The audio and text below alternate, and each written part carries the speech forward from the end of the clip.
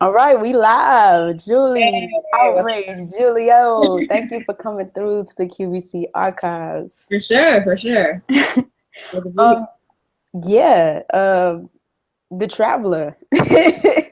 the musician, the filmmaker, the journalist, the photography. What do you not do? Yeah. I do a lot of things. That's true. That's real. Real, real. So just tell us a little bit about yourself, your pronouns, your sign, and where you from. Yeah. So my name's Julie. Obviously, you already got that. But I'm a Cancer. Um, Oh, yes. people have a lot to say about that. Yes, I'm emotional. I'm whatever, sensitive, whatever else you want to say, petty, possibly. Who knows? Petty gang, petty gang.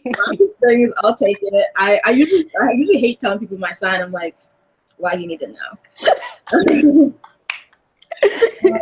But my pronouns are she and her, they, them. I don't really get offended if someone's like, I sometimes like I'm dressed a certain way or I'm feeling a certain way, and I'll go by kind of whatever people assume. To Yeah. be honest.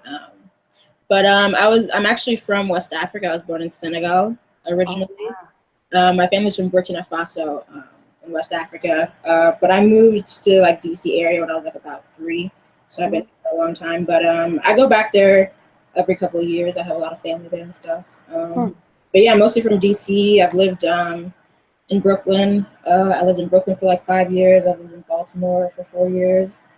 But yeah, pretty much a Maryland, DC native. How did you get from you said Senegal? Yeah. How you get from there to DC like DC like traveling? Like how did you get from there to yeah. Well, my family just like they ended up moving to the U.S. at that time. I was 2 at the time. I have 3 older sisters, but they were a little bit older. But yeah, they Are just you the baby? I am. I'm the youngest. Yeah. Um, so it just happened to be that they moved here at that time. Hmm. Got you. So let's talk about the music because yo, you just when it comes to the music, that's really one of the biggest reasons I won't even say the biggest, one of the reasons I did reach out to you because I just love finding, people within the community who create shit that's not really it's like not the mainstream thing that you see every day. Right. You have the Poets of Unk. And how long did you how long and when did you get started in the music scene and it just start encompassing that hip hop, funk, rock, jazz influence? Like when did you first pick this up and how did you kind of formulate all of this together with the Poets of Right. Yeah. Yeah. I mean, the Poets of Bunk is like an older band that I had when I lived in Baltimore. Okay. And I still play with one of the guitars sometimes. But I started playing guitar like when I was in middle school. And then in high school, I ended up getting like a guitar teacher who kind of just like took me under his wing and like was just like a guitar guru for me. I took lessons with him for like maybe a year. Then after that, we ended up becoming friends, and he just taught me free lessons for like the next 2 years, and I kind of like grew from there, from like his influence and what he taught me with guitar. And I went to school in Baltimore. I went to undergrad there. Like I studied music for like about like 2 years when I was there. That's kind of like where I developed a little bit more jazz. I was in a jazz guitar program, kind of like learn a little bit more about singing, like using my voice and stuff like that. And from there, like there's a lot of musicians that were in that program, and that's how I met my friends that I played with, Poets of Unkin. And we ended up like it was kind of at the end of college that we like started this band, and then we kind of just ran with it. Um, and since then, I've kind of just done a solo project, which is just like Julio. But I play with like a lot of different musicians, and every time I play, it's like a different set. Like Hmm. when we had a drummer, we used to have like play punk sometimes if it was a punk drummer. Be a rock show, we play rock. Hip hop, we do hip hop. Like Hmm. jazz set, we play the jazz set. Like it was whatever we could build on. Hmm. That's, I mean, that's roaring with damn creative expression. just being able, like that duality of being able to collaborate with different artists and come up with a new sound. Like that's why, I mean, you kind of explain when I was on your website, I was looking into and just listening to your music. You know, you have a funk, rock, jazz, and company, you hip hop, but it's so many different sounds I hear when I listen to your music at once. It's just like, what? Yeah, How? we do like when I play with someone, basically like, so we're gonna improvise, like whatever Yeah. groove you're feeling at that moment, like let's just play it, let's do it. Because we might like at a rehearsal, we might be like, oh, the song's gonna be 4 minutes. When we end up playing it on stage, it's like 8 minute drum solo, like something different happens. But I'm like all into improvisation, collaborating with other musicians. Like I really like having other people put input in a project and just like building a new thing from there. Sometimes I'll keep the same lyrics of a song, but the entire structure will change. Mm. The entire, like the chords will change, everything. And we kind of just, go from there. Nice. I love it. So the last song that you just released, I don't know if that this is like the last release that you've had, but the last song that I've listened to was called Untitled. Yeah. So I wanted to know, what was the concept behind Untitled, and what was on your mind when you wrote that song? It's really, when I listen to the song, it's really like, it has this real like gritty, like, and you know what? It's I don't know. It just has a real, just when you listen to it, not only like the lyrics, but just the feeling, the feeling of the song as it's playing. It's just really like, it's a lot of emotion in there. So I wanted to know, like, what was on your mind when you wrote that song? And was Entitled on purpose? Did you name it Untitled on purpose, or you just didn't know what to name it at that time? Yeah, I didn't really know what to name it at the time. Like that song has kind of progressed a little bit. It was originally a song that was just instrumental guitar, and I ended up working with like a new person who produced a track for me, and we kind of got a little bit more into working with like electronic beats and synths and stuff.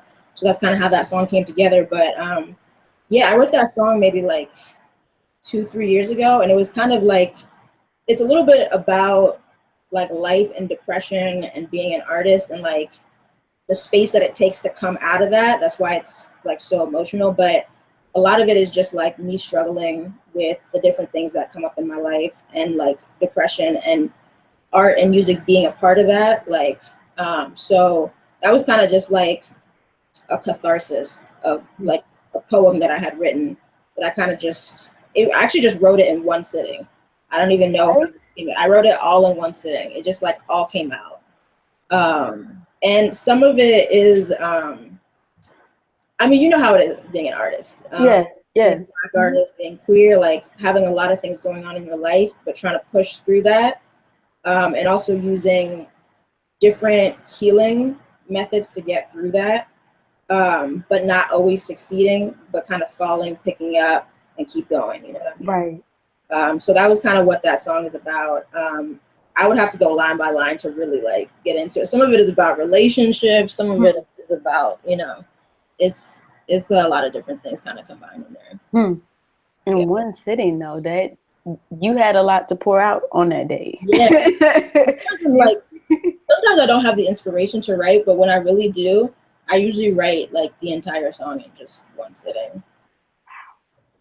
Wow. Yeah. That's definitely a release. Yeah. That's definitely a release. And honestly, it kind of plays onto your sign because yeah, I would say that. Yeah, I mean, because when y'all ready to let it out, it pours out, right. Hey, the watery aspects of y'all sign, but it's like, all right, this is what I gotta say, because this is how it is, so that's very interesting. I'm pretty in touch with my feelings and emotions, though. Like I try to hide it and be like a tough guy a lot. But when I really do get emotional, it's over. It's like an explosion of emotions. Like I need to talk about it all. Like now, like we gotta have this hour conversation. It's like 70 text messages. Like so finally, I need to say what's up. Right. Because I've been holding it in. I've been trying to like, right. but I can't do it no more. I got you. I definitely. It's weird for me though. Like when I write, sometimes I don't even realize I'm feeling a certain way. Like I used to journal a lot, which I don't do as much. And so like I write songs, but sometimes I'll write a song and be like, wow, this was how I was feeling. I didn't even know that that was inside there. Like that was so buried, and I had no idea I felt that way. It's not until I start writing it down, because I wrote that whole song and I looked back on it and I was like, damn, what was that? Like, this is how I've been feeling. I had no idea. So would you say that when you write songs that it's kind of like your way, like, is it healing for you? I mean, I'm, of course, as an artist, you know, is it like more of a healing process in itself? Yeah. When you are sitting down and you're releasing all of that energy out onto the pen and pad, or however you know, document your lyrics or write down your lyrics, like, is that, yeah, I would definitely say that. I think for me, like, playing music in general is like a very healing energy, like picking up a guitar or even like listening to music. But I just like really enjoy performing too. Like it's like being able to play the song and other people kind of relating to it in a certain way, or being able to feel, like you said, you kind of felt like the energy of it. And it's just interesting that like people can hear it, they can tell that there's something in there. And it's kind of nice to relate to people in that way. But yeah, I think just in general, sitting down and writing is important for everybody to do. I think it's just like a very introspective way, and it's like almost meditative. You know, I feel like you go into your subconscious when you just like allow yourself to write whatever, whether it's metaphorical, like, you know, or even a poem or even journaling. You just kind of let everything come out. You'd be surprised. Like, it's like when people go to a therapy session, like for the first time, like people have never been to therapy. Some people, I've heard people be like, yeah, I sat and cried the entire therapy session. Or like, I was asked one question and I was like, oh my God, like I've never spoken about this. I didn't know I felt this way. I feel like you're talking to yourself in this situation, you know? So you can be as private or, you know, personal, or as far as you want. And you can share that or not share that. When you decide to share it, it's kind of an amazing catharsis of like, now people know who I really am. right. Yeah. It's that vulnerability that really, like, you got to tap into. Yeah. And I think even as a society, a lot of us, I know I even struggle with it, being vulnerable. Yeah. Because I don't, you know, I don't necessarily sometimes just don't want people to know how I'm truly feeling, because, you know, but vulnerability does play a lot of role as an artist, and to whatever you do, whether it's music, you know, you do photography, filmmaking, which we're going to get into, like, vulnerability definitely speaks volumes in that. And I can definitely tell when listening to the music that you put out, it's not just, I appreciate that about an artist. I mean, I feel like any artist, when they put their music out or whatever art that they putting out, it is a form of creative expression, but you can tell that you were digging. Like, I can tell that it was whatever you're putting out, it came from inside of you. Like, it's to the core. And I appreciate that about an artist, instead of just making music that appeases to a certain type of crowd or a certain type of, it's like, nah, this is me, you know what I mean? Like, this is all me, you know what I mean? And just, I'm sharing a piece of myself with you, you know what I mean?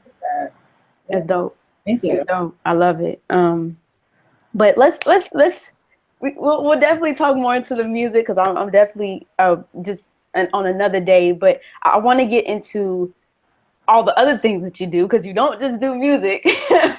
And I found that out because I was just, you know, I like to research. I was on your website and I was just looking into, clicking on stuff, and I was like, oh, she doing photography, filmmaking, journalism. Like, I wanted to specifically, though, touch on the Hope documentary.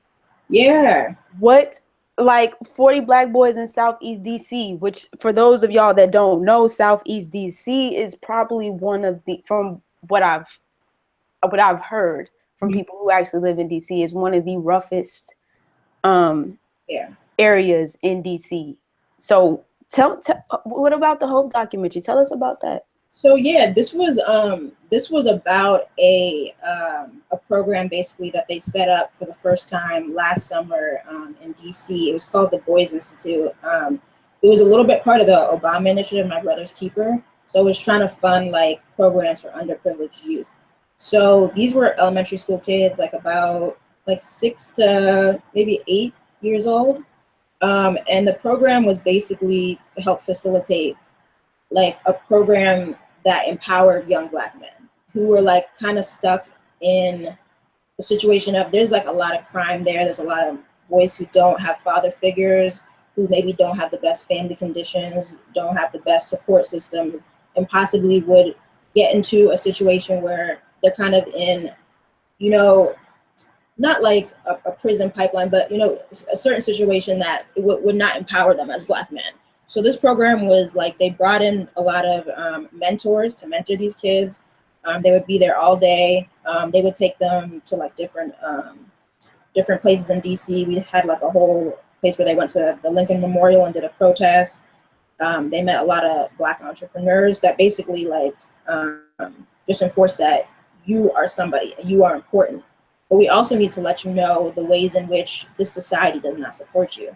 So it was very weird, real. Like we had a time where we actually talked to the kids about like school shootings, and I was interviewing like this kid was 6 years old, and he was like, "Yeah, they're just shooting us for no reason." This is coming from a 6 year old, boy, like just, and then he would move on to the next topic.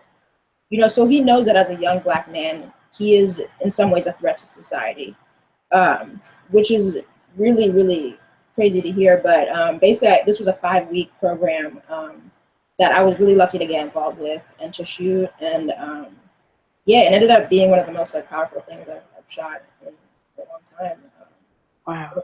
The program was really amazing. Like they call these boys kings. They would give them hats that says like king on them. Mm. They did like spray painting projects. Like these kids they were growing up fast. Like talking to them, you knew that these people were gonna be like, they were gonna grow up to be very powerful people when they grow up, based on just how they would treat them in this program. Mm. And you know, they were teaching them like Malcolm X, like the autobiography of Malcolm X. Like I did not learn about Malcolm X when I was in elementary school. That in itself would have enlightened me to like no end, reading the autobiography or being taught personally the autobiography of Malcolm X at like 7 years old. So yeah, that was a 5-week program that I was really, really lucky to be able to film and get involved with everyone there and the teachers and stuff like that. So where is I know because it said it was a private, like is it released anywhere? Like can we look for it anywhere? Yeah, I mean, my plan was to do a re-edit and possibly apply to some film festivals. So I didn't want to fully release the whole thing. But at some point I was like, you know, I think people should just see it, you know. I think it's a good project in the way it is, but I do want to do like some re-edits and make it a little bit more polished because I have like over like 30, 40 hours of, more than 40 hours of footage probably from this program, and a lot of great interviews with mentors, people in the community talking about the program. The program is still going right now. They do other initiatives that are related to the Boys Institute. They don't have the summer program again, but they're doing a lot of work in the community, trying to build up, and it's a good program. But yeah, I mean, I'm gonna release it for sure in like a bigger way pretty soon once I like re-edit some things and stuff. Okay. How did you get into a documentary videography? I used to do journalism work. Like I studied journalism undergrad, so I kind of moved from like writing to doing film. Like once I got my hands on a camera, I was like, this is a much better way to tell a story. Yeah. First of all, these days people cannot read anything. People are not reading newspapers. They're really not. Like they'll read the first 3 sentences of an article. Oh my God. Yeah. Like scroll down, I'm done. But when you have like images, like a visual story, people are captured. You know what I mean? They're like, there's somebody talking to me. They have a story to tell. So I first got interested in that, like in undergrad. I used to do more of like music videography and like shoot concerts and interview musicians for like random like online magazines that I used to work for. And then I went to school at New School in New York for grad school. Like I was there for like a 2-year thing, and I got more into doing like social justice documentaries and learning more about film in general. That's kind of like how I jumped into that world, shooting short films for other people and doing documentaries. And I love shooting. Like I love shooting and editing things, and I love like telling people stories basically. Mm. I'm trying to start a new site called Cutie Pop Media, queer, trans, indigenous people of color, and just telling different stories like that we need to have seen and have our identity and our stories be told in a way that is exposed to everybody, not just like little niche markets. Because I feel like queerness is like a little bubble. Like Yeah. I feel like you can live in your spectrum bubble and really not even exist in normal society. Right. And no one knows you except for Pride Month, which is Yeah. like another story. Yeah. Nobody knows who we are, what we're doing, and it's actually like it is rare to find like out like Black queers that are doing work out and are like indigenous people, especially like I'm from West Africa. Like it's definitely hard to find people who are from West Africa or any place in Africa or Middle Eastern, all this stuff, who are doing like this type of work, and I kind of want to like expose that work community that's out there. Right. Right. That's some of the most amazing stories to tell. Amazing stories. And produce some of the most amazing content. Right. And are really giving a voice to something that's more powerful than what's out in the mainstream right now, I think. Yeah. I hear that 100%. Like, just to have, I know we talk about it a lot, within our bubbles and everything, but just to have that representation of seeing somebody that you can relate to doing the work is, you know what I mean? Like I would personally say that I do it because this is what I was called to do. But for the youth and people who don't have that around them, don't see these things around them, it's just kind of like, it can be a lot sometimes for somebody. So it's like, we have people in our community that is really doing it right now. Yeah. That's really putting in that work. So I totally understand 100%. And I'm here to support you for whatever you need. If you need any help in that, I also am a documentary authorist myself. So like, I'm 100% with it. If you ever need anything for that, because when I was telling my homegirl the other day, I was like, yo, if we don't start archiving these stories that we have, guess what? They go away. Yeah, they disappear. Without the support, people are not going to be able to sustain it anymore. Yeah, you're not gonna know what happened to Myrtle and Jean, or Kendrick and Larry, or whatever, Bonquisha. Yeah. You're not gonna know what happened to them years ago if we don't preserve it and pass it along. To me, it's like my people, African, Native American storytelling. Mm-hmm. Like, they didn't have technology, but you know what they did? They sat around and they told these stories that were passed on down the line. Right. We have so much resources available to us right now that why wouldn't we be taking out the time to do this stuff? You know what I mean? Definitely. So yeah, there's that. I did want to touch on the white supremacy video that you made. And then I also wanted to touch on the Washington builders too. But I want to first touch on that white supremacy video. And I'm going to set the scene for y'all real quick. So I watched this video, and there was just this person that was all dressed up in Trump, like, I mean, from the head to the shoes. I don't know if they had the shoes, but they had the Trump paraphernalia. Like they was decked out all over. Yeah. And when questioned, just go ahead and give us the layup. This was shot at the inauguration. Like I took it upon myself just to go to the inauguration when Trump was you know, doing his thing to the anti-inauguration. So there was a lot of protesters, obviously, like more protesters than people supporting. So I actually just took it upon myself to just interview Trump supporters. And for some reason, these people didn't realize that I was like not on their side.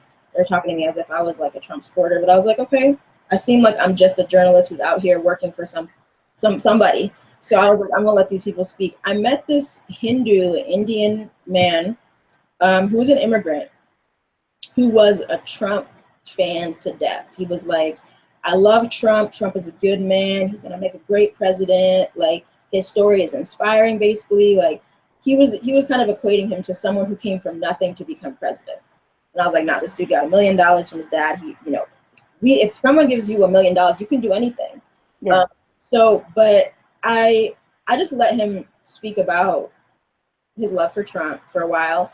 And then I just wanted to ask him like a little bit more heavy-hitting questions about, like, as an immigrant who's obviously in America, who's Hindu, who's Indian, I was like, what about white supremacy? Like I asked him about white supremacy. He did not know what white supremacy meant. He had never been exposed to the idea that the white race believes that they are above any other race, or that there's been like colonization or like imperialism or just like a construct that has generally existed since the beginning of time. When I had to explain to him what white supremacy was, he was shocked. The look on his face was shocked. He was like, no, I don't believe in that. And I was like, so what about the KKK? Like the former leader of the KKK endorsed Donald Trump. He didn't know what the KKK was. I had to explain to him who they are and what they do. Shocked. He was shocked to death. Like this interview got stranger and stranger as it went along. I think you just kind of have to see it. And it seems like it almost looks like I like set this guy up. Like I dressed this dude, set him up, sat him down, and exposed him to America. It's like he had no idea that any of these things existed. It was bizarre. I mean, it was bizarre interviewing everybody who was a Trump supporter. I feel like it was just a lot of these people just lack the knowledge to know that. I don't want to completely go off on them. Yeah. It was a general misunderstanding of American politics was what was happening. You know? That's what I was just about to ask you. I was about to be like, yo, how did it feel to like hear him or whatever he identifies as speak on something that he had little knowledge on? And that's not just like you kind of like touched on a little bit, like that is the general, not everybody, but that is the general population of the culture. Like people go hard for shit that they know nothing about. Like people put their life invest their lives in behind these people, behind these ideals that they have little knowledge about, that they haven't done the proper research to actually understand, but they go so hard. Why is that? Like, why is that? That was not the first time I had spoken to like an immigrant person of color who was also a Trump supporter, but I had never met someone who was so emphatic about it. But there's just like, I just think that the American school system has just failed like immensely. Like this was one of the greatest examples of like just how Americans are not educated in world politics, number one, and in general politics of America. I just don't think that people are aware of what's going on around them. I think people are obviously more aware now that there's been like a huge explosion of what the hell is happening to our healthcare, what's happening to our taxes. Well, and now people who are Trump supporters are like, oh my God, my healthcare! I didn't know my healthcare was associated with this, but nobody knows what the hell's going on. Right. And then slowly people are starting to realize that things are not going well. But then what's happening is that people ascribe to like this idiot mentality. It's like, yes, this is America where you can become anything. And I think a lot of idiots were inspired by another idiot being in power. They're like, look at this idiot talking the way we as idiots talk. And it's like he's talking our language, you know what I mean? But yeah, I'm always surprised to see, you know, people of color being Trump supporters. Like I remember I talked to this Iranian man for like an hour and a half one time. He was a Trump supporter. He was a businessman. He was like, as a businessman, I support Trump and how he's, you know, become president. Like it's amazing for a businessman to become president, you know, and he wants the country to be built as a business. And I was like, that's not how countries work, though. We're not capitalizing on human lives. Well, obviously that's what's been happening. Like, we know that obviously the government is capitalizing on human lives, but we're not running a business. Like, the United States of America is a corporation. Yes, it is. Now it's clearly a corporation, and we know this. I mean, there's so much to say about those type of things. I mean, I think it was really interesting to interview all those people. Most of them were just like, yeah, Trump, nope, but couldn't answer a single question about, like, what is your stance on, like, healthcare, immigration, none of that. They're just like, he wants to keep America safe. Safe from who? Like, who is he keeping it safe for? Right, like you, like white males. Like, make America great again. Like, it's just, to me, it's nuts. I don't know. But yeah, that being at the inauguration was like being in a zombie movie. It was dead, like compared to what it was when Obama was inaugurated. It was turned up. Like, the street, it was even gray that day. Like, the streets were empty. People were like, I mean, then it turned into like a war zone by the end, like with police like throwing gas riot things. Like, you know, it was like, I felt like I wasn't in America. I was like, what's happening here? It was so bizarre. But yeah, that video that's another story. Yeah, whole another story. Yeah. But I did appreciate it. And not to tag on, you know, the lack of knowledge, but just to see that perspective of where people's minds really do be at. Right. Like, you have no knowledge. It's, to me, it was pure ignorance. Right. You don't even know what's going on before your eyes. It's like, but again, that's another story. But I do appreciate that video for you making. Thanks for checking that out. No problem. Washington Builders on a positive note. Let's talk about Washington Builders. I almost shedded a thug tear when I seen that video, because yo, we need that right now, and just to see the youth just so excited. And I don't even know, somebody was chanting at the beginning of it, like, we gonna do this. Right, I know. That program was really amazing. It was an entrepreneurship program that was held by Gallup, that they wanted like a filmmaker there to kind of like archive, like to show what they were doing. It's a program that they've done, I think, maybe 2 or 3 times. They take high school students and like basically give them the opportunity to make an apparel brand. And they do this for like almost 2 months, and they actually like are funded and have business owners helping them to make this this possible. But they also have like an amazing amount of mentors that come through to like teach them how to be entrepreneurs. And at the end, they have a fashion show where they like show all their work, but they have designers come in, they have like billionaires come in to talk to them. Like, it was really cool to be there for that. And that was like, that was at the same time I was shooting the other documentary. I was shooting them kind of back to back, and I just suddenly fell into this thing of like shooting 2 youth documentaries. That were really cool. And yeah, that program was kind of like almost like a Shark Tank, because they were competing against each other in groups to like sell their marketing product. And I think it was like 20 kids or something, but they actually sold like their shirts, and their shirts are still selling, I think. I have one of their shirts. But yeah, I really like programs like that. And I like the program is also focused a lot on social justice work, and how a lot of those kids want to be involved in social justice work, like uplifting the community, other youth programs, and how they had a lot of business ideas. Like, it's kind of awesome to talk to youth, and they are so optimistic. Like, this guy was like, I want to be the best fashion designer in the world. Yeah, I see that. They're also extremely like, I want to have the biggest whatever it is in the world. And I'm like, okay, do it. Like, they're ready. And it was cool, because I was also a little bit of a mentor to them, like telling them about what I do for work, and like the entrepreneurship programs, the entrepreneurship that I do. But yeah, it was cool to shoot. I even had the kids help me shoot sometimes. I did that also in that other program with the elementary school kids. Like, I would give them my camera sometimes. Like, they had recording devices and they were interviewing people in the community. Like, they were out there with the recorders, like, had a clipboard, and we're out there interviewing people. Wow. Yeah. We need that. We really do. That was it is really good to see the just seeing the youth get involved in projects like that. I mean, at the end of the day, you know, we here, we do the work, but at the end of the day, it's kind of like that notion of passing the torch.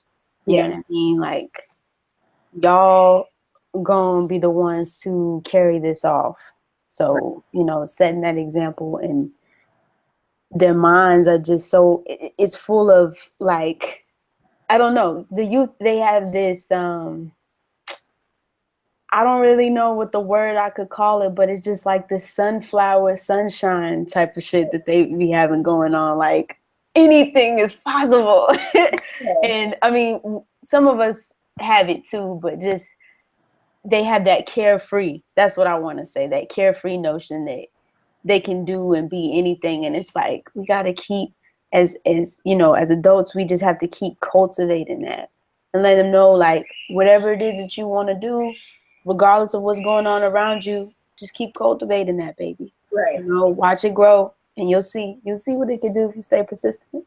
Yeah, definitely. Yeah. So thank you for that once again. So what do you got upcoming? Like, do you have any, can we expect to see anything, music, film, journalism? Like, what you got going on?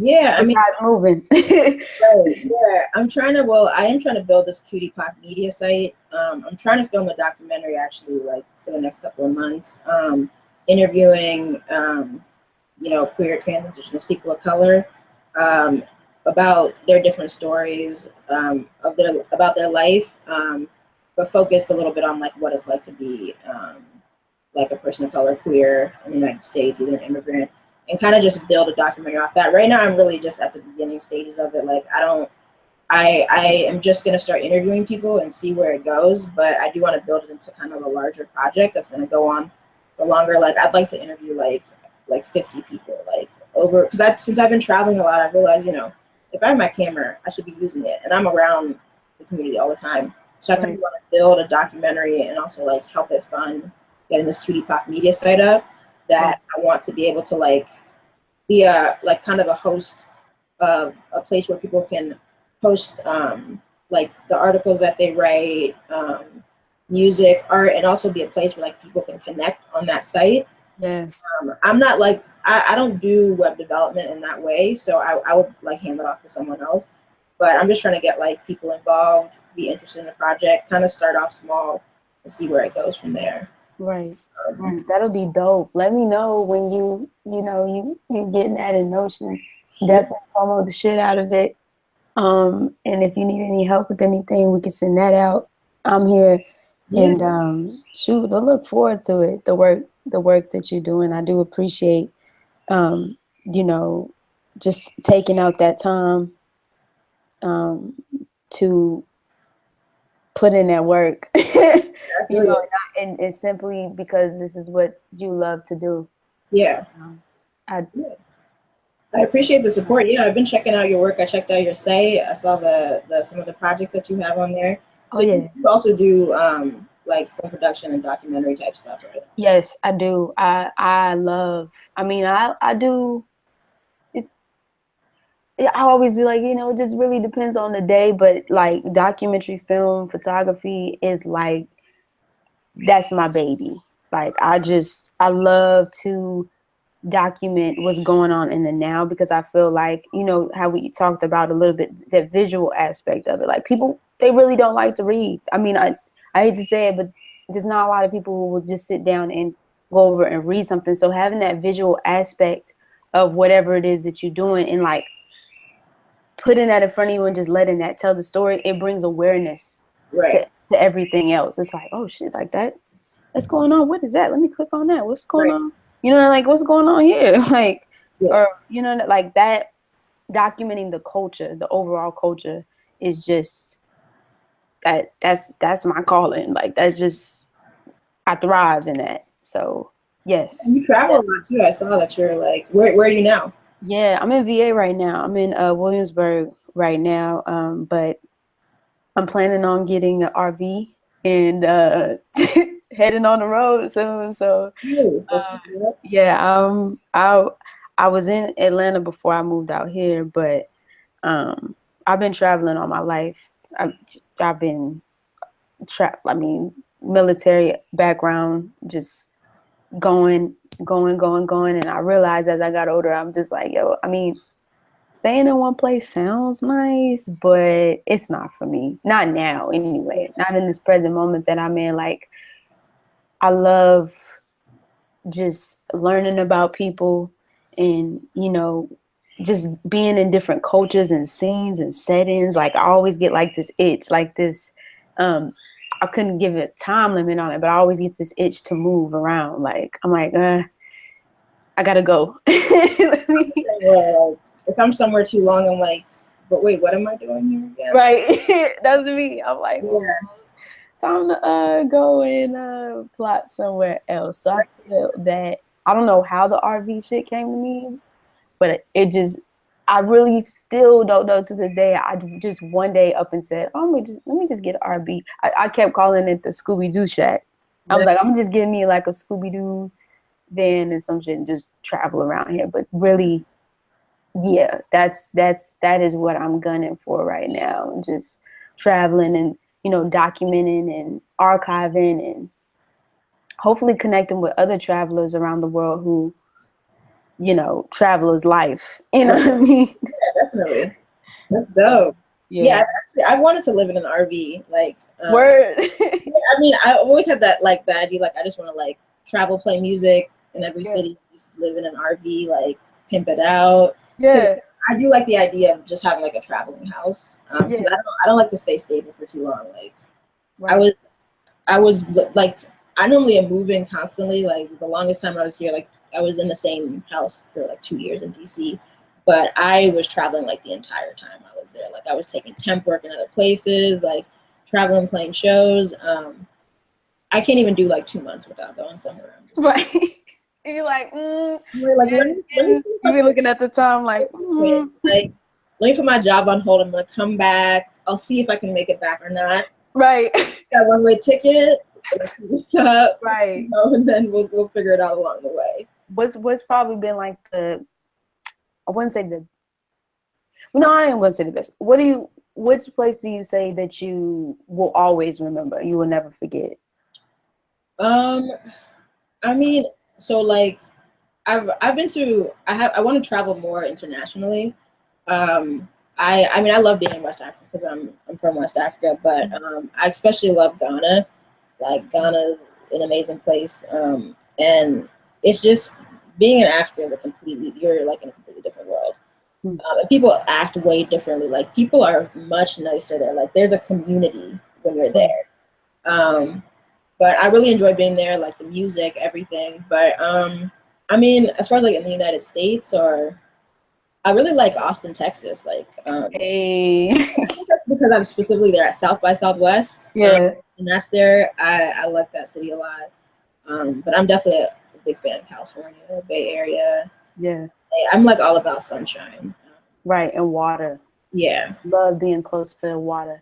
I can't wait to just travel along the coast and just be like, yo, I'm about to just sit here, wake up, and the beach just Right. sun popping, water trickling. I love that too. I totally understand. Yeah, definitely. Well, shoot, when I come to Oakland, because my homegirl's from Oakland, Mm-hmm. I got people in Cali, so when I come to Oakland, I'm definitely gonna stop by Yeah. and I say what's mean, it's a cool energy there too. There's a lot of artists. It's like up. a community feel too. Like, it's one of it's one of my favorite cities just because of like how many people are producing like not normal art. Like, there's a lot of artists that are doing different things. They're not. There's producing a lot of like experimental music, a lot of experimental art. Like I've been to a lot of shows that I've just seen people doing things that I've never seen before in my life or heard. Mm. I think people like promote that culture a lot over there. Yeah, Yeah, I heard the music scene in Oakland is crazy. Yeah. Period. Or just the art culture in general is, and I heard that the queer community is actually growing Yeah. more than it is too. Yeah, Oakland is like one of the queerest places I've ever been to in my life. Like San Francisco Oh, in I can't general, wait. like yeah, it really is. It really is. Yeah. It's a definitely cool vibe. But like, yeah, where are you planning to travel to next? Like, what do you have? Well, I'm going. Have you ever been to Richmond?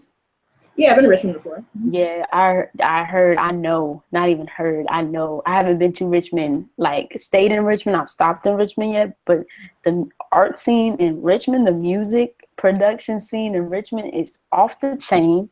So I'm definitely gonna stop in Richmond. Never.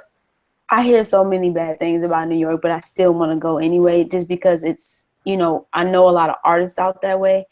Definitely want to stop in New York, Canada. Like I'm basically going, because when all the places that I've lived, I've never lived, even though people do consider Virginia as the South, which I really don't, but whatever. Yeah. It's like this coast. It's like I've never lived on this coast. I was always in the South or I was on the West Coast. So this is the first time that I've ever lived on this side. Never lived in the Midwest, but I love Chicago.